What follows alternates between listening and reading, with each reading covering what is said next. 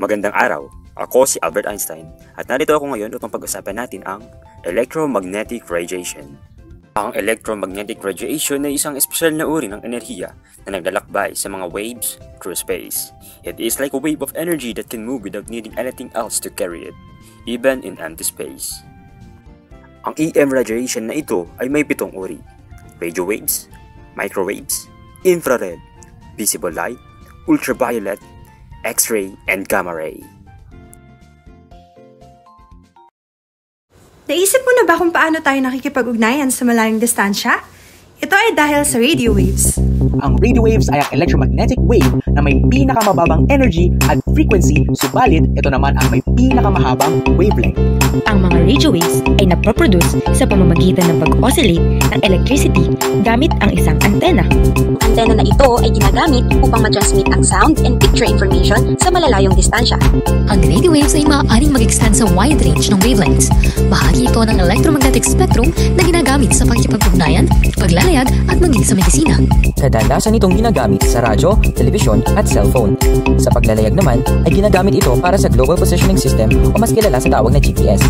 Mahalaga rin ito sa medisina, lalo na sa pagsasagawa ng magnetic resonance imaging o MRI. Bagamat hindi natin ito nakikita, nasa paligid pa rin natin ito.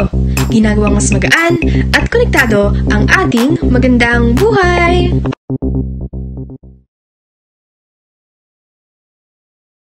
Ang microwaves ay isang uri ng electromagnetic wave na mas maiksi ang wavelength kaysa sa radio waves pero mas mahaba kaysa sa infrared.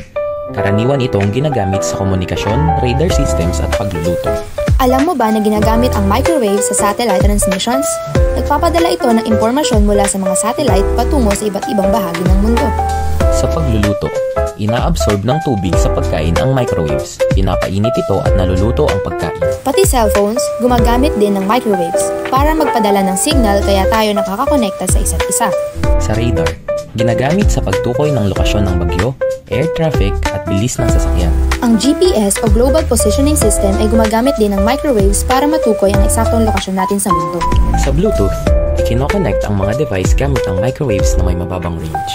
Sa larangan naman ng medisina, ginagamit ang microwave sa therapy, pagwawasto ng paningin at maging sa paggamot ng cancer. Sa dami ng gamit ng microwaves, hindi maikakailang isa itong mahalagang bahagi ng ating modernong pamumuhay.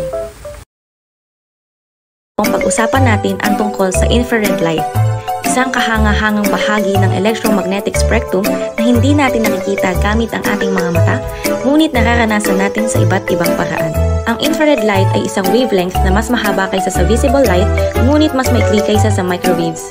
Nahahati ito sa 3 bahagi: near, mid, at far infrared, depende sa haba ng wavelength nito. Bagaman hindi ito nakikita ng ating mga mata, maaari itong ma-detect gamit ang espesyal na mga sensor at teknolohiya. Narito ang ilang halimbawa ng infrared waves sa araw-araw na pamumuhay. Infrared thermometer. Ang infrared thermometer ay pangsukat ng temperatura na nagbibigay ng mabilis na resulta. Mas dumami ang paggamit ng device na ito noong COVID-19. Remote control. Ang infrared remote control ay isang maliit at wireless na bagay na ginagamit upang patakbuhin ang mga audio, video, at iba pang electronic devices sa loob ng isang silid gamit ang infrared light signals.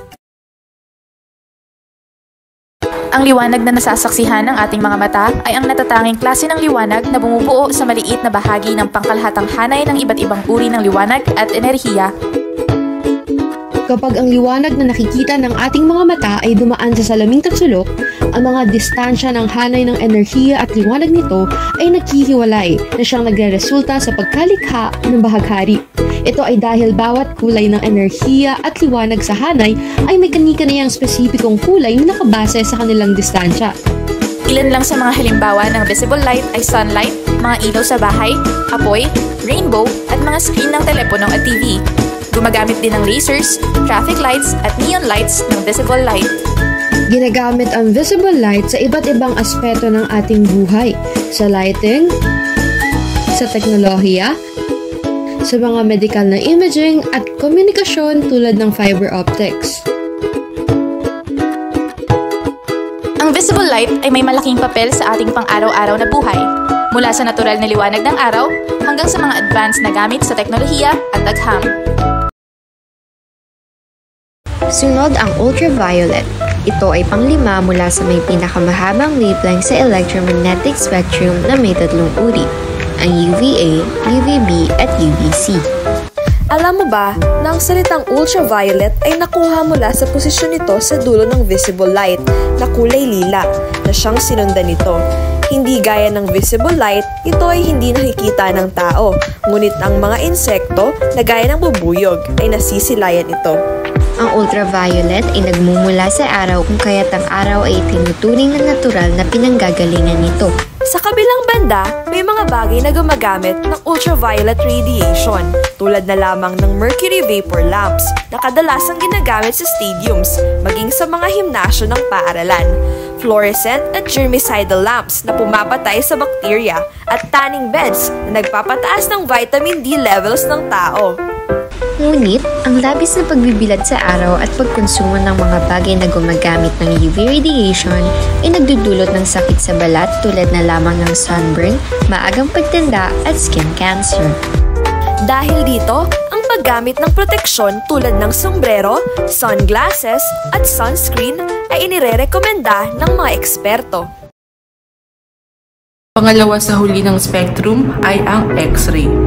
Noong taong 1875, nadiskubre ni Wilhelm Conrad Röntgen ang X-ray habang nag-eksperimento gamit ang isang cathode ray tube. Napansin niyang may kakaibang sinag na kayang dumaan sa mga bagay at magpakita ng mga nakatagong ekstruktura sa loob ng katawan. Na siyang naging dahilan upang maging mahalaga ang X-ray sa medisina dahil ito ay ginagamit na sa pagsuri at paggabay sa mga medikal na paggamot. May iba't ibang uri ng X-ray imaging. Ang radiography o plain X-ray ang pinakakaraniwan. Ang CT scan naman ay nagbibigay ng mas detalyadong 3D na imahe. Ang fluoroscopy ay nagpapakita ng real-time o live na larawan. Ang mammography ay ginagamit para sa pagsusuri ng suso at ang angiography ay para makita ang mga daluyan ng dugo. Bagamat mahalaga ang X-ray, dapat tayong maging maingat sa paggamit nito. Upang mapanatili ang kaligtasan, dapat limitahan ang exposure. Gumamit tayo ng mga kagamitan kontra peligro or protective gears. Tiyakin ang tamang pagsasanay at regular na i-maintain ang mga kagamitan. Patuloy na magiging bahagi ng makabagong medisina ang X-ray. Ngunit, kailangan nating mapanatili ang kaligtasan ng lahat kontra sa masamang epekto nito.